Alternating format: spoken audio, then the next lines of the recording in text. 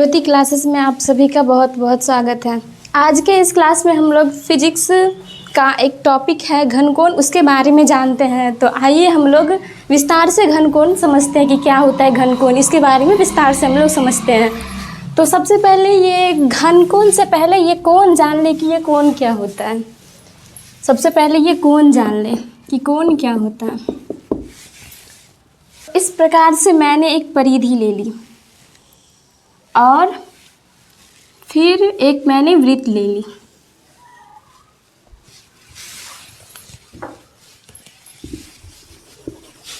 तो यहाँ मैंने एक परिधि ले ली, ये परिधि है, और इस प्रकार मैंने एक वृत्त बना लिया। ये एक वृत्त बना लिया, ये वृत्त का केंद्र हो गया। परिधि का कोई केंद्र नहीं होता है, आप लोग ध्यान रखें कि परिधि का कोई केंद्र नहीं होता है। वृत्त में केंद्र होता है लेकिन परिधि में केंद्र नहीं होता है। तो ये मैंने एक वृत्त बना लिया।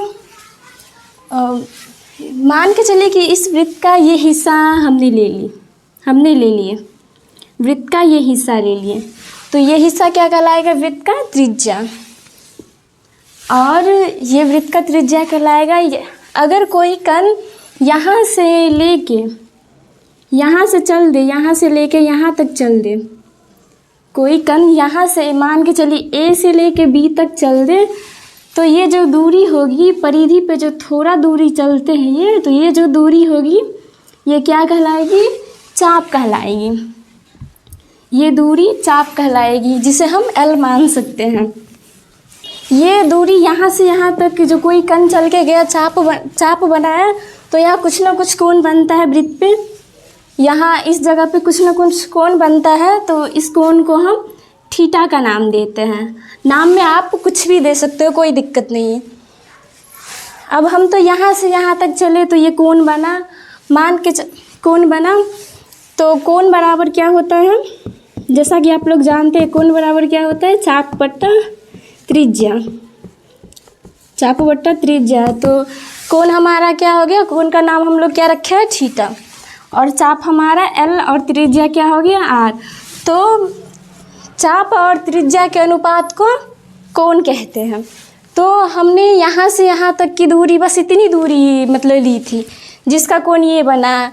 अब मान के चलिए हम यहाँ से लेके पूरा घूम के यहाँ यहीं पे आए, यानी ए से लेके घूम के पूरा यहाँ पे आए, तो कितना वृत्त में कोण बनेगा वो जानते हैं। आइए, तो परिधि बराबर क्या होता है? परिधि बराबर 2 पाई r होता है परिधि बराबर। तो पूरा वृत्त का कोण हम ज्ञात करेंगे। तो कोण बराबर ये तो हम इतना लिए थे ना, अब पूरा लेंगे तो क्या होगा? पूरा लेंगे तो ये परिधि हो गया, तो पूरा क्या हो जाएगा? 2 पाई r बट्टा फिर त्रिज्या r से r कट जाएगा, कितना बचेगा? 2 पाई। यानी वृत्त में 360 डिग्री का कोण बनता है। वृत्त में 360 डिग्री का कोण बनता है। तो अब ये हम समझ लिए। अब यहाँ घन कोण जानते हैं। कोण तो हम समझ लिए, कोण हम समझ लिए, अब घन कोण समझते हैं। यहाँ हमने एक वृत्त लिए, लेकिन यहाँ हमें घन कोण में क्या लेना है? एक गोला लेना है। वो गोला कैसा होना चाहिए? ठोस होना चाहिए। तो हम एक गोला लेते हैं, जो ठोस गोला लेते हैं। चलिए, एक ठोस गोला हमने ले लिया। यहाँ पे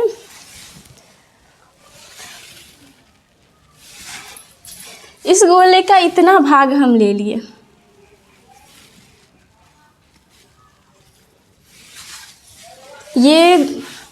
ये गोले का क्या हो गया? केंद्र। इस गोले का इतना भाग ले लिए, तो ये भी भाग हम लेंगे गोले का, ये भी भाग लेंगे। तो अब हमें ये बताइए कि इस गोले का जो पृष्ठ क्षेत्र होगा वो किधर होगा? तो ये गोले का त्रिज्या हो गया, त्रिज्या हो गया। तो इसका पृष्ठ भी किधर जाएगा? इधर ही जाएगा। इसका पृष्ठ भी इधर ही जाएगा और त्रिज्या भी जा रहा है इधर। तो हम इसका पृष्ठ सपोज डेट इधर थोड़ा सा मान लें, और ये क्या हो गया? गोले का त्रिज्या। ये जो पूरा इतना बड़ा गोला में इतना भाग लिए, तो इसे हम क्या नाम दें? Delta A.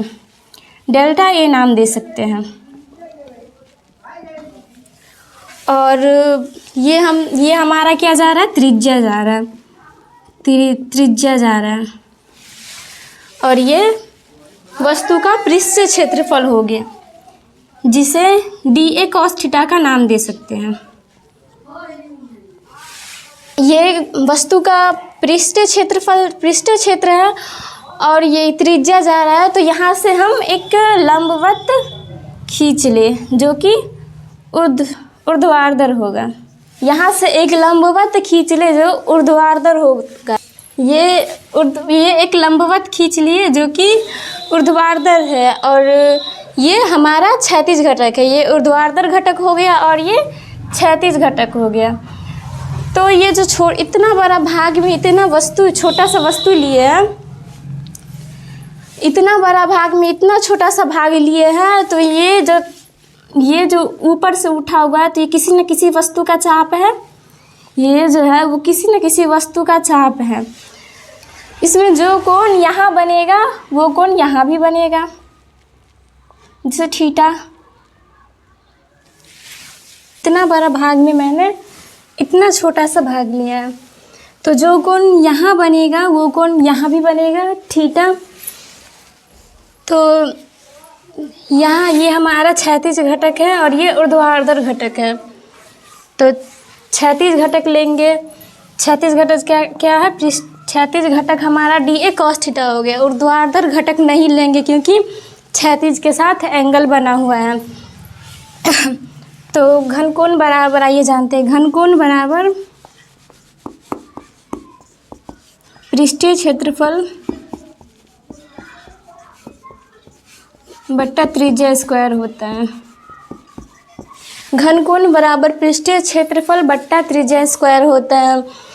यहाँ पे पृष्ठीय क्षेत्रफल क्यों और त्रिज्या स्क्वायर क्यों? यहाँ पर पृष्ठीय क्षेत्रफल और त्रिज्या स्क्वायर क्यों हुआ? क्योंकि यहाँ पे मैंने सिर्फ एक वृत्त लिया था और यहाँ पे मैं एक गोला ली हूँ। ये वृत्त सिंगल, इसमें सिंगल है और इसमें डबल है। तो यहाँ इसका फॉर्मूला क्या होगा? पृष्ठीय क्षेत्रफल बट्टा त्रिज्या स्क्वायर। तो पृष्ठीय क्षेत्रफल हमारा क्या है? D A cos theta. ये जो पूरा एरिया है ये ए मान लेते हैं, ये पूरा एरिया। और इतना बड़ा एरिया भाग में इतना छोटा सा कोण बना है, इसी को घनकोण कहते हैं। किसी चाप द्वारा किसी वस्तु पे बने कोण को ही घनकोण कहते हैं। तो पृष्ठीय क्षेत्रफल हमारा क्या हो गया? डी ए कॉस थीटा और त्रिज्या स्क्वायर।